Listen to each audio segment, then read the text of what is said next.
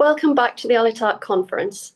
I'm Dr. Kate Mclachlan, the moderator for this session, The Promise of Genetic Research, which is going to focus on what genetics has to offer the Arabian horse community. It is my pleasure to welcome our speaker, Professor Samantha Brooks from the University of Florida. Professor Brooks has a doctorate in veterinary science, specializing in equine genetics. She has published research on a range of topics, including health issues, genetic diversity within the Arabian breed, and the influence of Eastern stallions in the development of horse breeds around the world. We are very grateful to have her here today to share her knowledge and insights on equine genetics. Her talk today, History Written in the DNA, Genomics for the Arabian Horse, will look at what we can learn about the history of the Arabian from its genes.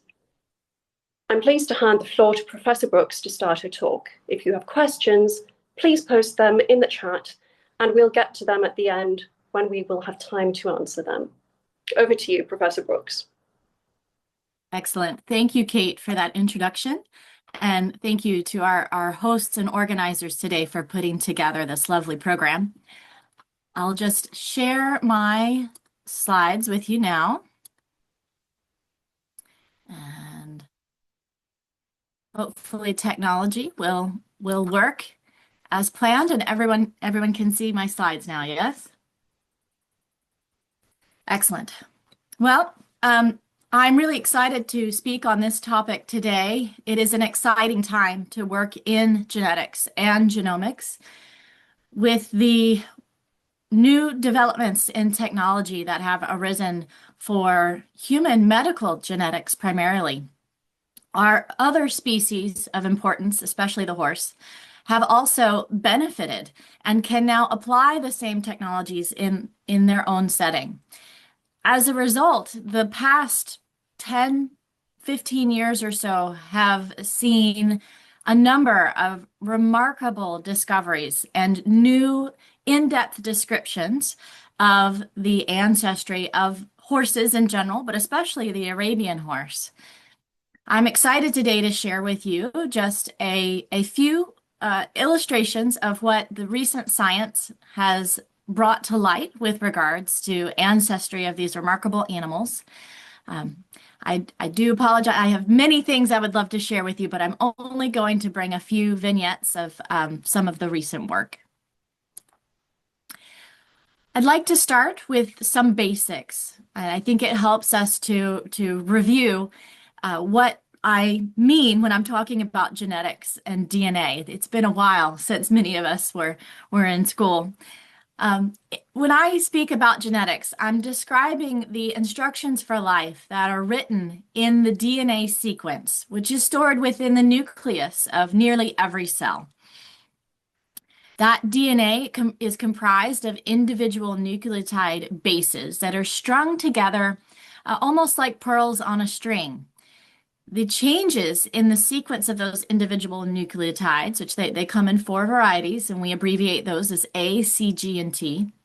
And the changes in those sequence or that text underlie the differences that occur between species and between individuals. In the horse, that sequence is very similar in length to what we find in humans, about 2.7 billion individual nucleotides. So you can imagine this is like a very large set of encyclopedias. It could easily fill about 3 full-size bookshelves from floor to ceiling if written out as text in a font similar to what you see in an old encyclopedia set. For both horses and humans, the genome contains around 20,000 functional genes. And genes, you can think of those sort of like figures or within those encyclopedias. The genes provide a very explicit set of instructions for creating proteins. The great thing about genes is that they follow a very strict and easily understood system of coding. They write into code based on a triplet set of nucleotides, the correct amino acid to put together to create a protein. It's just a set of instructions for creating the machinery that the cell needs to produce many of its vital functions. That means, unfortunately, that if we can understand this section very well, we understand protein coding genes very well, they comprise just 3% of the entire genome. That means the other 97% is written often in a code that is far too complex for us to perfectly understand today. So there's a lot of work left to be done in genetics and in genomics. Now, any gene and the sequences between genes can have variations, and variations will be our tour guide today because they help us to describe the differences between individuals, both in their appearance, their phenotype, and also in their relatedness. So two individuals who are closely related often derived their genomes from the same ancestors and frequently contain many of the same patterns of variation. Variation provides for us, it's kind of like a barcode that helps to tag the origins of that genome through the passing of many generations. Oh. Well, that's going to be, I may have a technical difficulty with my slides there, but just to show you, in real life, in the lab, when we work with DNA, this is what it looks like. So this, the cottony structure that you can see just floating within this tube of alcohol in the laboratory, that is the DNA from about 10 mils of horse blood, from one sample from one horse. So when we get to the lab, we strip away the membranes and the proteins that package the DNA, leaving behind just that molecule comprised of strings of nucleotides. And once we sort of dry it out in alcohol, it condenses into a structure that is very visible and really quite beautiful. It's an exciting moment for us in the lab because much of what we do today is on the computer. But what you need to know, virtually everything you need to know, I should say, to create a horse is written within that fluffy white string inside the tube. Now, as I mentioned, what is benefiting much of science, especially in genomics right now, is our shifts in technologies. So not that many years ago, when I learned to drive, if I needed to get somewhere, I would need to use a paper map, maybe do some math based on distances and what speed I expected to travel. And I would probably use an analog watch to determine my time of departure and track my progress. These days, the advances in electronics have meant that all these functions and so many more are now packaged automatically within our cell phones, which we now seem to carry with us everywhere we go. With the science of genetics and genomics, the progress has been no less spectacular. So previously, it would have taken me 4 to 6 weeks to generate just a small amount of sequence covering perhaps 1,000 or 2,000 nucleotides of a gene that we might be interested in. And that was if we knew where the gene was, because we didn't necessarily have a full genome map. To today, we have very inexpensively technologies like what we call a SNP chip. So SNP stands for a single nucleotide polymorphism. That's just a type of variation. And these chips are the size of a microscope slide, just 1 inch by 3 inches. And in this case, this particular model that I show you here in gray and black, it holds 12 potential testing lanes on top of that slide, or room to test 12 horses. Each one of these lanes can determine the sequence at around 100,000 genetic markers. So what would have taken 4 to 6 weeks previously can now be accomplished in just a few hours, especially if we think so far forward as some of our genome sequencing technologies. As a result, we can create maps of genetic variation very quickly and with unprecedented levels of detail. So, with our background under our belts, I'd like to think a little bit about how these technologies illuminate the history of the Arabian horse as it is written within their own genome sequences. I think that when we consider concepts of history and breed development, we have to sort of take a moment and think about what is a breed, because often no two humans can agree on a definition of many things. But when it comes to the idea of what is a breed, or even what color a horse is, often two horse people will have independent opinions. Biologically speaking, we do have some general guidelines, though. And I'm giving for you an example here of the family tree of the dog. When we look at each of these dogs, we can, in our modern breeds of dog, we can divide them into general types, and those types frequently correspond to their geographic origin. That is a result of a very logical effect that dog families and who you breed to are often directly correlated to the distance between the two dogs, at least historically. Today, of course, in the horse, with the use of cooled and frozen shipped semen, our horse populations have developed the ability to create global breeds that reflect relatively little geographic stratification. And indeed, in history, because the horse has been such an icon of human transportation, they often defy geographic stratification just by the ability to move along with human populations. But in any case, we can find categories and types that correspond to the genetic variations found within the genome. This cartoon of these little pie graphs actually illustrates the genetic variation that is found in the domestic dog. By reading those individual barcodes and grouping them into colors based on the commonalities, where the barcodes are similar and where they're dissimilar. And in this case, each color also happened to correspond to an ancestral group, either from a geographic distinction or potentially from a type distinction. So if you look at two dog breeds, let's say the Basenji and the Rottweiler, you can see that both of those breeds share the dark gray ancestry, but the Rottweiler uniquely possesses the red ancestry. Now, one of the advantages of this type of analysis is that it's done entirely in the computer, and it's based on the sequences of the genomes themselves and where they are similar. It is not based on human definitions of the name of a breed or the history of a breed or on written pedigrees. So finding the correlations between what the red ancestry is and something that is human readable with regards to history is often very difficult.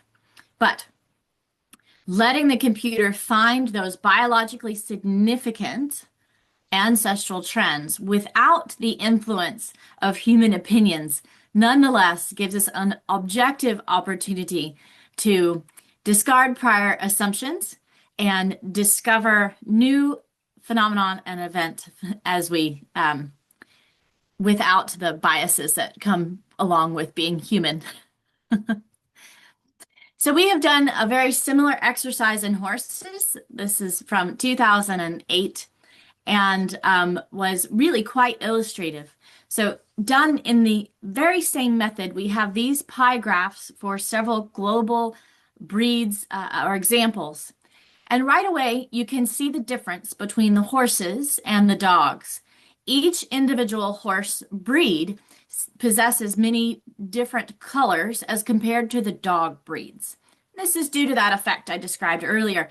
Even earlier in history, prior to the use of shipped semen or traveling stallions, the horse itself traveled with human populations virtually around the globe. Horses are also migratory in nature, perhaps more so than most dogs or dog ancestors. So they traveled and shared their genomic variation more broadly. It's a unique difference between the species. Additionally, though, as we have developed these breeds, we have used different geographic or ancestral populations to attempt to improve those breeds and change some traits of interest. Most notably, of course, the use of the Arabian horse to improve the athleticism and refinement of various breeds. And so you can see that modern admixture contributes to this effect as well. We can also group our modern horse breeds globally into something of a family tree based on the similarity in those genetic variations. And so in this follow-up work, these authors looked at genetic variations across small populations of each breed. There were about 20 horses in each breed category. And then based on the number of similarities, created this distance tree. So in the blue circle, you can see a grouping of what I'll call sort of the general light horses. That includes thoroughbreds, our sport horses and warm bloods, as well as the stock horses. And you can also appreciate in the yellow circle, we have our Lusitanos, Andalusians, Paso Finos, and horse breeds that come from, in general, sort of a Hispanic or Iberian ancestry. And there on the bottom in the red circle, you see our sort of our Oriental and Middle Eastern group, I will say. It includes the Arabian and Akhal-Tiki and the Caspian. Other breeds might fall intermediate to these branches, in part because they may be a composite of the two types. So we know that the Arabian has contributed to several of our North American breeds, like the saddlebred, as has the thoroughbred. So they sort of fall in between one another. And then our cold blood horses, as we call them, the Norwegian Fjord, Icelandic, falls on their own branch, as do many of our hardy ponies. The key thing here is that the length of the branches on this family tree correspond to the distance between those breeds. So not only are they located in clusters, but if they are on very short branches, they're very closely related to one another. We've just translated the number of differences into a geometry of this stick and branch structure. Now, we have looked at the ancestry of the Arabian horse using genetic variation in a couple of interesting papers, and I'm actually going to go back to one of our early ones just for a moment to help to better understand the concept. So here we have a lovely example horse. If we were to use the genomic structure, the variety of genetic variation in this horse's genome to catalog his ancestry relative to a library or a reference population, we can then divide his genome up into the pieces that are derived from each of those ancestral populations. So in this case, we are representing relatedness or similar genetic variation, not by sticks and branches on a tree, but by colors. So if we knew from our reference population that there were groups of horses that had trends or tended to share variation as types, we can then read his genome and assign to it a proportion that likely came from each of those ancestral populations. So this horse, we might say that about 50% of his ancestry belongs to the blue group, 25% to the yellow group, and 25% to the red group. And again, because the computer does this comparison without the prior assumptions provided by humans, the definition of what the blue group is, what the yellow group is, and what the red group is requires further study. And it shifts and changes depending on the reference library of horses to whom we compare him. That's actually a fantastic feature of this particular technique, because we can learn one part of the story by comparing him to global populations of the horse. And we can learn a different part of the story by, say, comparing him to his nearest relatives. So in this example, this paper was one of the first works to examine the ancestry of the Arabian horse. And we had just a small population of about 50 animals, but it gives us a very nice little illustration. In this set of 50 animals, we could readily identify some commonalities or types. So among our samples that were labeled as Egyptian in origin, they frequently had this strong red type. And among those who were Polish, we saw the yellow pattern of genetic variation. And as you might expect, when we looked at horses who just lived here in the United States and often had diverse and admixed ancestries, at least in terms of Arabian subgroups, they had a pattern of mixture showing that they had benefited from both the Polish yellow ancestry and from the red or Egyptian type ancestry. Now, these patterns, they do shift and change based on the reference population slightly, and there is always some level of commonality that predates the diversity of these subgroups. For example, these are all horses, and they are all Arabian horses. And so in some cases, the variation, the divergence that we see is due to chance, and in others, it may be sources of variation that actually predate the divergence of the subgroups. But in general, this method does a really fantastic job of describing overall trends. In a follow-up paper, this group used this similar technique to look at the common ancestries among the modern breeds of horse from a global perspective. So in this plot, just like in the previous plot here, each column, each vertical column is one horse, which is fairly easy to see when we have a small number of horses. When we have a large number of horses, it becomes really quite blurred. I believe the study had over 300, but I would have to go and look up the exact number. As you can see, even in this zoomed out version of the plot, the computer has assigned to each breed a pattern of variation and coded it in as a unique color. So the Clydesdale you can see on the left, the Clydesdale signature of genetic variation is now light blue. And the Shetland pony on the far right, you can see is now quite orange. The Arabian horse here with their unique breed signal is shaded in pink. Now, this plot has multiple rows to it because you can consider these commonalities at different level of detail. It's like a microscope or a telescope. You can zoom in very close, and you also can zoom out and get a much wider angled view. So the smaller numbered rows at the top are the wider angle, and at the bottom we have the most detailed, the finest level of view. That gives us some additional power to examine the story from different angles. So if we look more closely at some individual populations at the most detailed level, you see that the American paint and quarter horse tell a story that agrees fairly well with our written history, and that we know that they are admixed. They have strong green and strong yellow signals coming from the populations from which they were derived. The AL-ITAQ is a little bit more homogeneous, showing that strong chocolate signature of variation.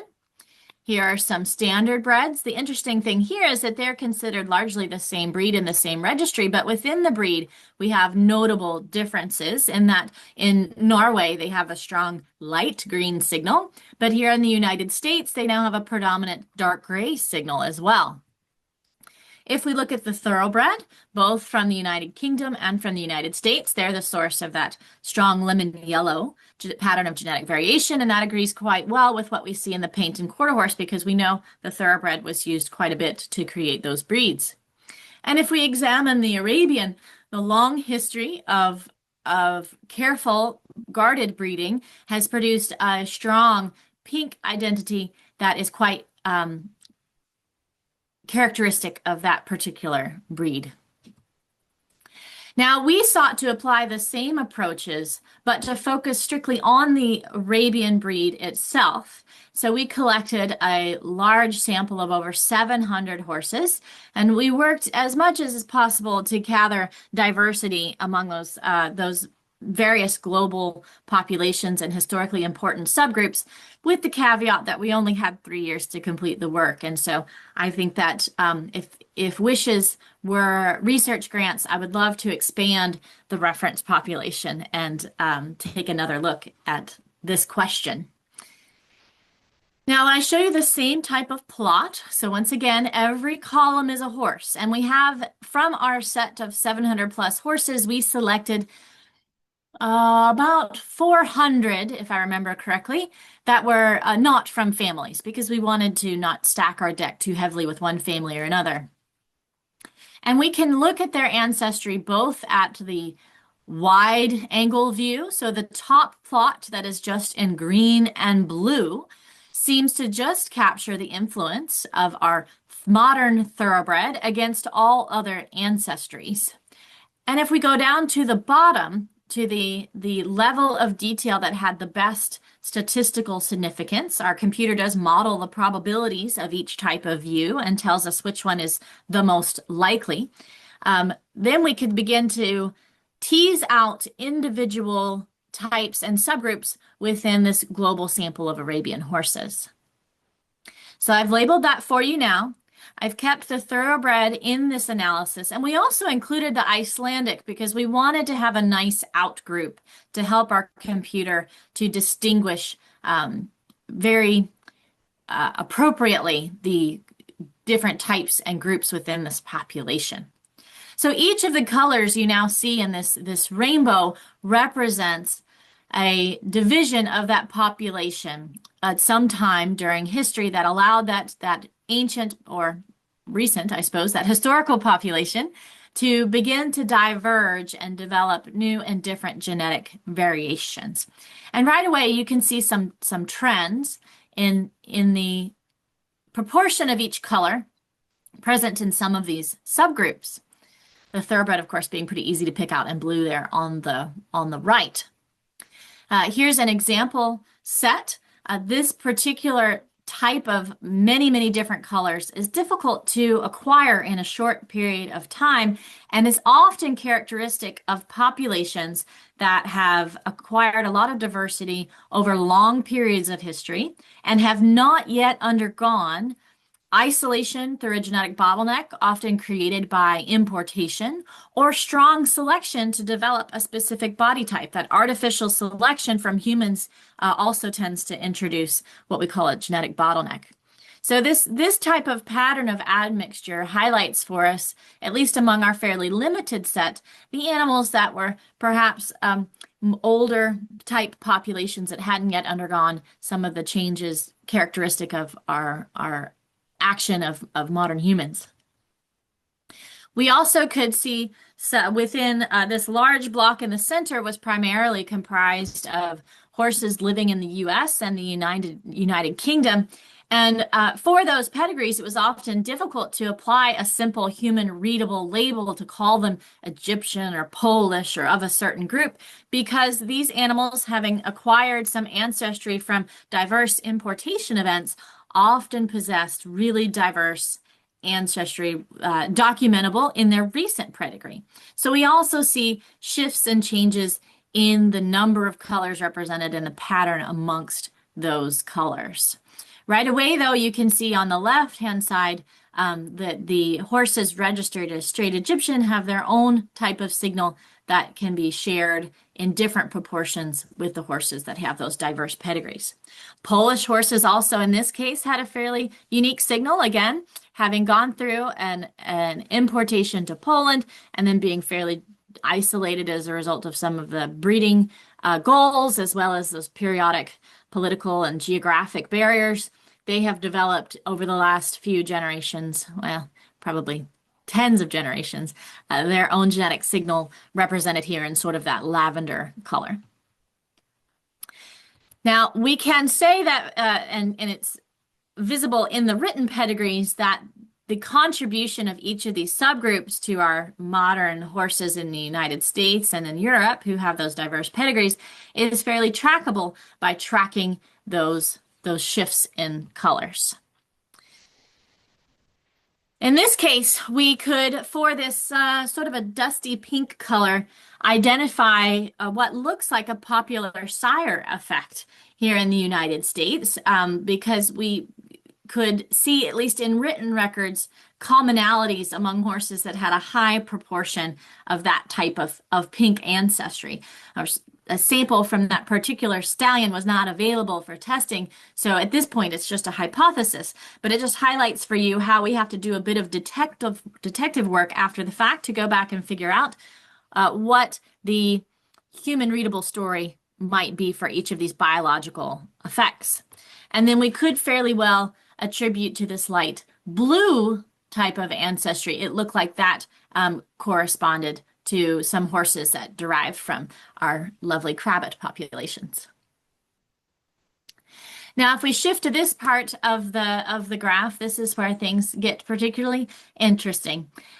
Here we had some of our older populations, as well as a set of horses that were provided to us with the description that they were racing Arabians, and many of them had racing records or performance records. In this case, we had this unusually strong signal that had the characteristic blue color. And much as it was decipherable in the written pedigrees for the admixture of Egyptian and Polish, in this case, unfortunately, it did not agree with the written pedigrees in most cases. Uniquely, though, we could see some other admixture signals that made historical sense. So in the thoroughbred, of course, we have written records that describe the creation of that breed about 200 years ago using some stallions of Oriental origin. And based on the persistence of some of these red and rust colors in our modern thoroughbred genomes, we believe we can see the signal of that breed creation, that importation of those stallions remaining in the genome of thoroughbreds today. And in fact, we do see this chocolate brown signal that is common in racing Arabians, but also seems to have likely a position in the history of the thoroughbred, and again may reflect, some history of perhaps the Darley or an influential stallion like that. So these populations seem to have influenced one another throughout their history. Now, to investigate this effect further, we used a slightly different technique. In this case, now every row is a horse, and this quilt does provide sort of an overwhelming visual, but hang with me here. So each line is a single horse with their genome displayed from left to right. The color of that particular line corresponds to ancestry, which we have confined the computer to define within just 4 different categories: thoroughbred, Arabians of non-racing origin, the Turkoman horse, and Icelandic as an outgroup. Of course, both Icelandics and Arabians are horses, and so we would expect that if we go back 2,000 to 3,000 years, we would identify shared ancestry. And you can see small portions of green color in each of these lines or rows. What is a bit unusual, though, is the proportion of that green color. As these populations diverge, they begin to lose those shared ancestries. And so much in the way of a molecular clock, you can date when a mixture event occurred based on the proportion of sharing of that ancestry and the size of the individual pieces of that shared ancestry. So when the proportion is small and the length of each of those squares is very small, then we can mathematically calculate that the time since those two horses met one another is very long. And when the proportion is high, the shared ancestry is frequent, and the length of each of those shared blocks is large, then mathematically we can calculate that the time has been very short. In this case, we could identify a set of racing Arabians that had relatively little, in most cases, proportion of thoroughbred genome, which suggested it might be consistent with the known history of shared ancestry between those two breeds in the time scale of hundreds, perhaps thousands of years. But for another set of horses, we did identify a proportion of shared ancestry that was not consistent with ancient mixture events, but instead with more recent admixture events. And indeed, by this measure, we had some horses that were more than half of a thoroughbred ancestral component. And at those degrees, with these long, big blocks of blue, it becomes statistically very unlikely that that dates back more than just a handful of generations or less. Now, the genome also provides us with 2 specific types of nucleic acid that can tell us in a little bit more detail what's happening in the tail male and tail female lineages. And to follow up on that story, we're going to shift now to examine the Y chromosome very specifically. Now, if I make an analogy to an Olympic-sized swimming pool, if we calculated the volume of water present in that pool, it comes out to about 2.5 million liters. So if I compare that swimming pool to the content of the entire genetic sequence within each of the cells, I can then do a bit of math to give you what the volume would be if I was considering only the Y chromosome. In this case, the Y chromosome would compose about 5,000 liters. So compared to 2.5 million liters, there's relatively little information on the Y chromosome. It does have about 37 genes, a small number of which are shared with the X chromosome. So that's about 30 unique genes or so compared to the 20,000 that are in the total genome. So a relatively small impact on the overall biological function with the exception of determination of sex. The unique thing is that, of course, only males have a Y chromosome, and that means it is handed from generation to generation strictly through the male lineage. And so in this example, thoroughbred pedigree, any variation that we find on that Y chromosome, we know with perfect certainty that it must have come from the tail male lineage, at least as long as we're looking at the Y-specific portion of the Y chromosome. Otherwise, when we're looking at ancestry, say the colors I was just describing for those ancestral subgroups, we have to look at it as a population of all of the ancestors as a whole, and we don't have the opportunity to tease apart which piece of that ancestry came from which particular grandparent or great-grandparent. Now, when we apply this same detection of genetic variation to the Y chromosomes in that previous study, we could generate this cluster based on that existing variation on the Y chromosome. This, of course, being work led by our good collaborator, Dr. Barbara Wallner. So in this case, they could create a family tree. And that family tree sort of catalogs the number of differences found between the Y chromosomes. And where the number of differences is large, it's easy to mathematically calculate that the time since those two chromosomes existed in the same animal has been very long. And an important thing to note about genetic variation as it occurs, if every generation we acquire new genetic variations through just random mutation. If one single base out of 2.7 billion changes, it is nearly impossible for that change to reverse itself and revert back to the ancestral state. It's something like lightning striking the same place twice. So we can, with really good certainty, assume that as those variations occur, we can use it to track changes in a single direction because they just don't flip back to that ancestral state. So here, looking at a large population of animals, she could describe Y chromosome variations that very distinctly captured the thoroughbred Y chromosomes, and those are labeled in red and in orange, and then some Arabian type Y chromosomes, which she labeled in green.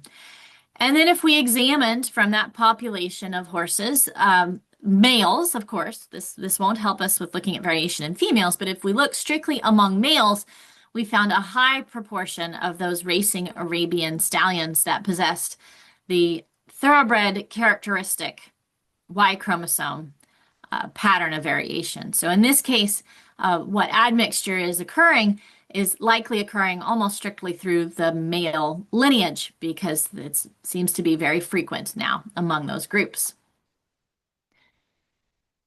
We can also look at this more closely if we compare the Arabian Y chromosome to diverse breeds from around the globe. So in this larger tree created with those 300 plus horses, we can begin to get a much finer detail estimate of the time since those Y chromosomes all existed in one single stallion. So this is it. Imagine this circle as though you're looking at a tree from directly above. And right in the center, we have sort of the trunk of the tree. And then around the edge, we have these many leaves. And each of these leaves corresponds to some modern horses who were genotyped for the project. Now, our colleagues have labeled those leaves based on the number of horses sampled. So in this case, they focused quite a bit on thoroughbreds and Arabians. And you can see the larger circles where they have a large number of horses. And the color also corresponds to their breed.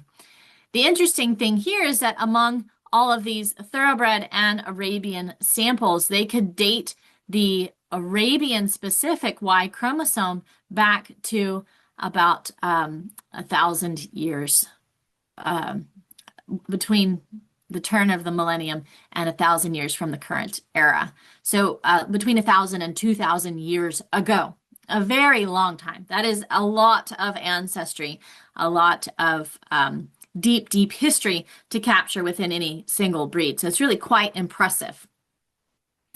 She also, once again, could see that the blue color found very frequently among thoroughbreds also seems to have found its way into some of our Arabians. So this blue circle here being Arabian horses who possess that thoroughbred type of Y chromosome rather than falling here to the right-hand side with the rest of the Arabians.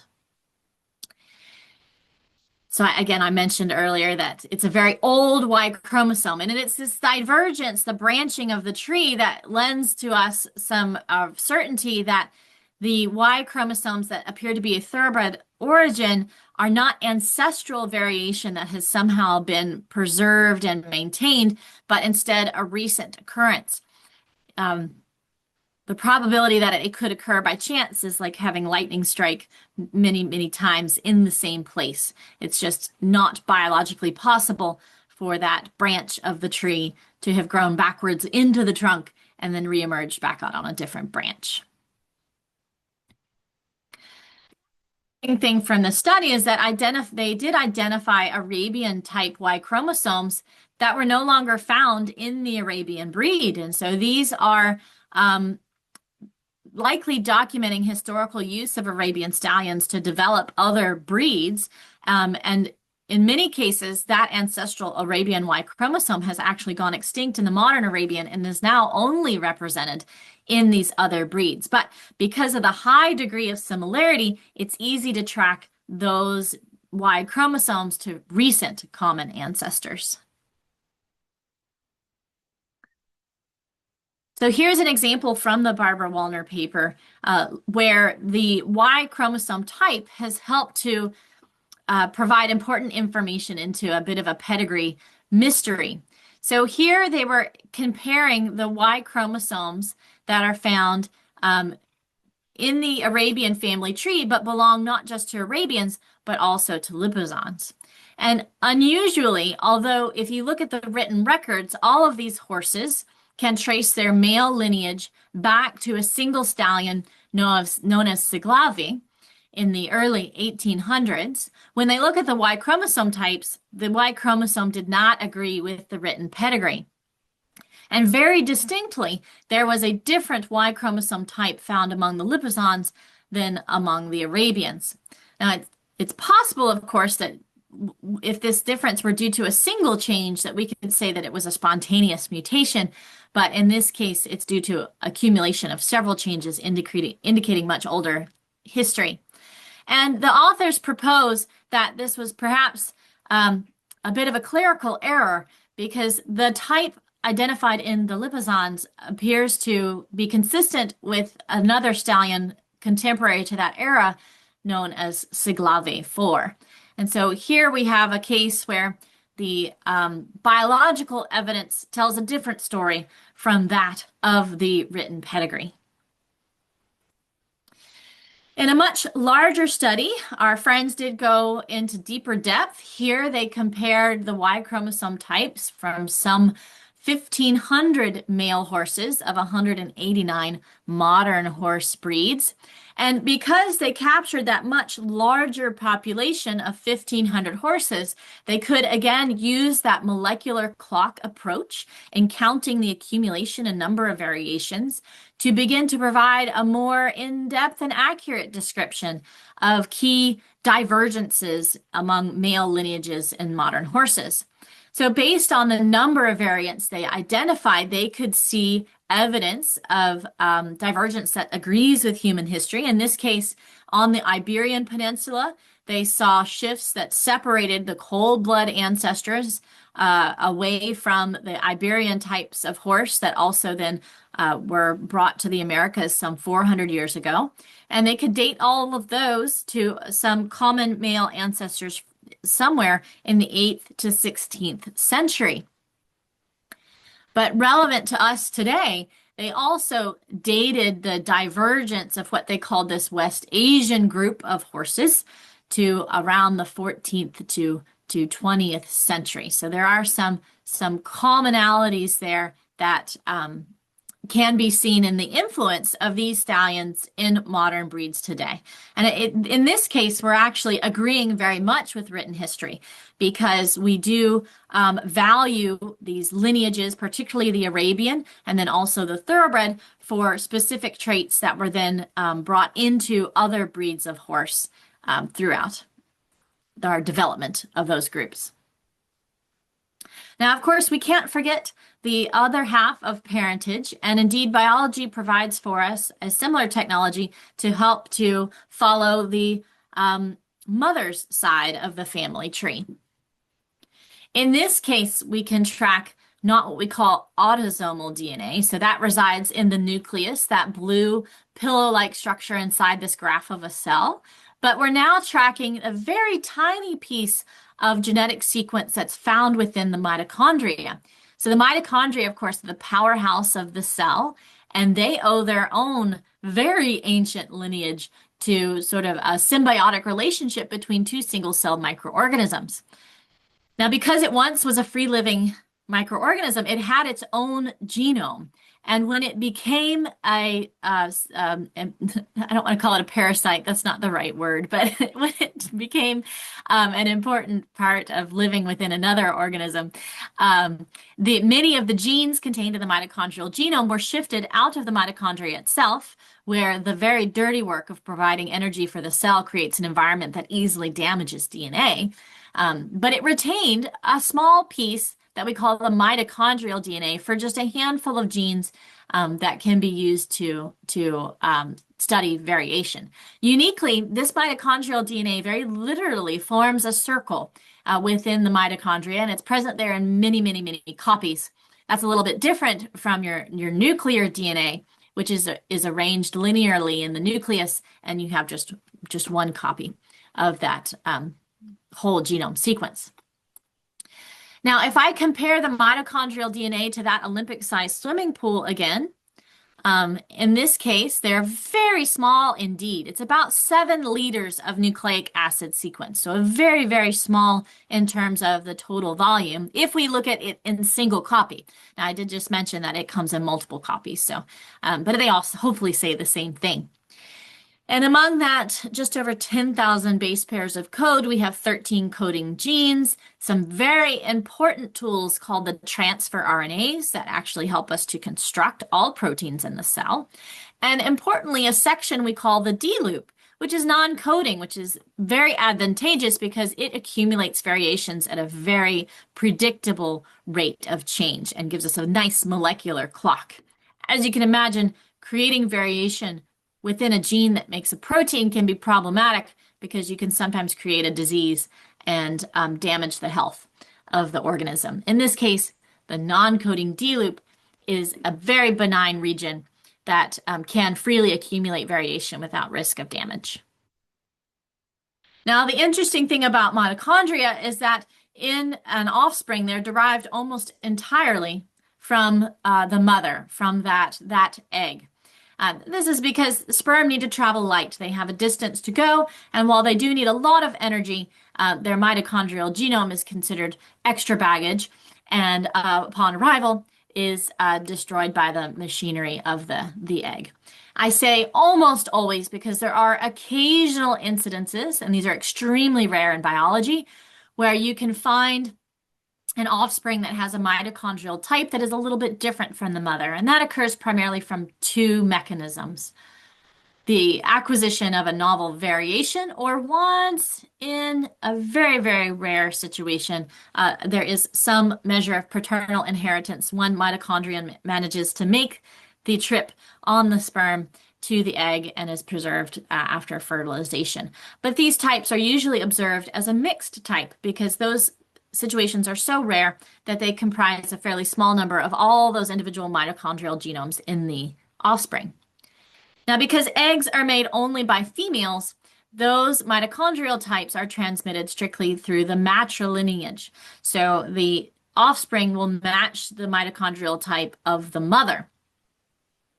That gives us an opportunity to track that tail female lineage uniquely, which is, again, although we have a lot of information about ancestry that can be read from the genome, it gives us a glimpse of the population of ancestors and not always the ability to attribute that information to one single member in that pedigree. In this case, we can track that female membership.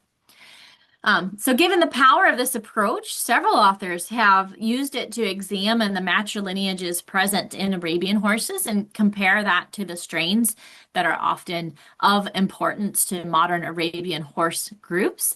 I chose just one paper to bring to you today because it had a fairly large selection of 211 female horses and had labels for those for 13 strains and or modern subgroups from 3 different locations on the globe. In this case, they identified that our mitochondrial or maternal types remained very diverse across geographies. So here, those X chromosomes have been arrayed on a diversity tree, just like the Y chromosomes were, cataloging that variation between individuals. So each of the circles represents a mitochondrial or matrilineal haplotype. And within those circles, what you can see is that the 3 geographies, being Egyptian, what they labeled as desert bred, and Polish, all happen to be shared within virtually every circle. So you can find Egyptian matrilineages coexisting in Polish Arabian populations. So the lineages did not segregate based on geography, which suggests that in each of those importation events, enough mares were used, and those mares had themselves a healthy amount of mitochondrial variation so that even after exportation, they maintained diversity in the mitochondrial haplotypes. They also could label the same tree with the traditional strain nomenclature, and they saw the same patterns of variation. So many horses labeled as coming from a specific matrilineal strain still possessed diverse mitochondrial haplotypes. And in this case, I think we can say that our strains describe and often are written very eloquently in the literature by their type, saying one strain is particularly feminine, one strain is particularly athletic, one strain is known for having larger average body size, and not specifically identifying them as sharing one common female ancestor. That being said, because these strains are used often in historical literature and do seem to describe types, I do think in terms of biology, they are particularly fascinating subjects of future study so that we can better understand how our long history of our human ancestors who treasured and carefully bred these horses have applied their own principles to create the unique and beautiful animal we have today. They did try to model ways to identify those types based on mitochondrial variation, and it was really quite difficult to do. This plot is confusing to look at for good reason. The biologists also found it confusing to look at. So if they attempted to create a computational model to force matrilineal types onto those strains, they could kind of segregate some of that red Polish lineage, but really couldn't do so for all the other matrilineages. And that maybe makes a little bit of sense because remember, of course, that we have had several generations for these mitochondrial haplotypes to begin to separate one another, but on a global scale, those differences are really quite still small. So thank you very much. I'm trying to leave enough room for questions, but in summary, I think it's important to remember that preservation requires active and evidence-based work, and it is not something that can be left for future generations to do. The effort is needed now and needs to be done systematically and scientifically with the understanding that our human records are not infallible. We certainly can use a lot in genomics to better understand the definition of the Arabian horse today and use that to reconstruct what the Arabian horse of antiquity likely resembled. And alongside of this, I've completely ignored all of the benefits of using genomics to protect health of our modern horse populations, but there are a lot of tools that are very strong for those uses as well. With that, again, thank you so much for your attention. I hope I was able to describe these things in ways that resonate with everyone here today, and I'm happy to do my best to answer any questions. Thank you very much, Professor Brooks. We have a handful of questions and about 5 minutes. First of all, the high genetic diversity found in those older populations, what does that mean for these populations in terms of their health and also in terms of their value to Western populations with less diversity? Right. So in many species facing genetic bottlenecks, meaning they've gone through an event, in horses, it's often importation or isolation of a group for a breeding purpose. In wild animals, it's often loss of habitats and approaching extinction. Genetic diversity becomes a concern. When you have less genetic diversity and you have something unfortunate happen in the genome, a mutation that creates damage or a change that is not compatible with life, you often survive that event because you have 2 copies. And as long as those 2 copies are different, you frequently are lucky enough that the second copy gives you a functioning protein product to be able to survive. So we see in many species, as the loss of diversity, as there's more similarity between those 2 copies of the genome within any individual, you see the effects of inbreeding depression. So reduced fertility, reduced body size, and reduced immune resistance to infectious disease, among a number of things. The ability to use genetically documented outcrossing to reintroduce diversity into specific populations is of enormous value in being able to reverse the effects of elevated inbreeding. The great thing here is that if you can identify those ancestries using genomics, sometimes even if there are no written records, you can still, with a very high degree of certainty, define animals that are of particular value and meet your breeding goals, but are not high in those inbreeding values. Hope that answers the question. Thank you, that does. I also would like to touch very quickly on some of that research that found overlap with thoroughbred genes in racing Arabians. Is it possible to tell which way gene flow went, whether it's from that recorded in documents shared Arabian ancestry or the more recent introgressions, particularly in the case of it possibly being found in the middle of a horse's pedigree? Is there any way to tell there? Could we identify the specific horse responsible for that introgression? Well, that would be a little bit difficult if you don't have a sample from that specific horse. The Y chromosome is a little bit easier. For that one, you can, in some cases, identify which horse was the origin of the introduction. Now, of course, we do know Arabians and thoroughbreds share history. If we go back many hundreds of years, and you can see that in the Y chromosome, that Arabians and thoroughbreds shared a single Y chromosomal ancestor back around 1,500 years ago or so.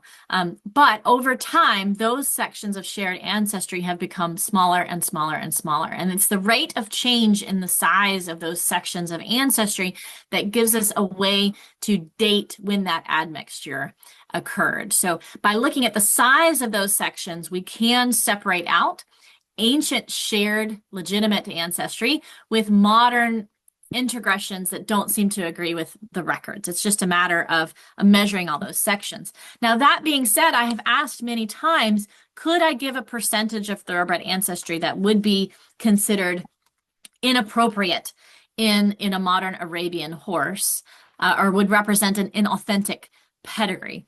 And the answer is, at this time, because we had limited funding, we did not have a large library of horses.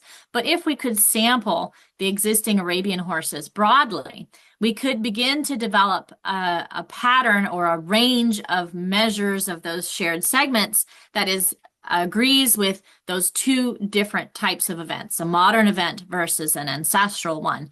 But as powerful as that tool is, I think that we would want to use it very carefully and conduct some studies to better document what is the existing level of shared ancestry across our modern population so that we can better understand what an appropriate tool might be to help to disentangle these events that may not have been perfectly accurately recorded in the paper records. Thank you very much. We've now come to the end of our time, unfortunately, but thank you. That was a fascinating and really informative talk. We're very, very grateful to have had you here. Thank you very much. My pleasure. Thank you for inviting me.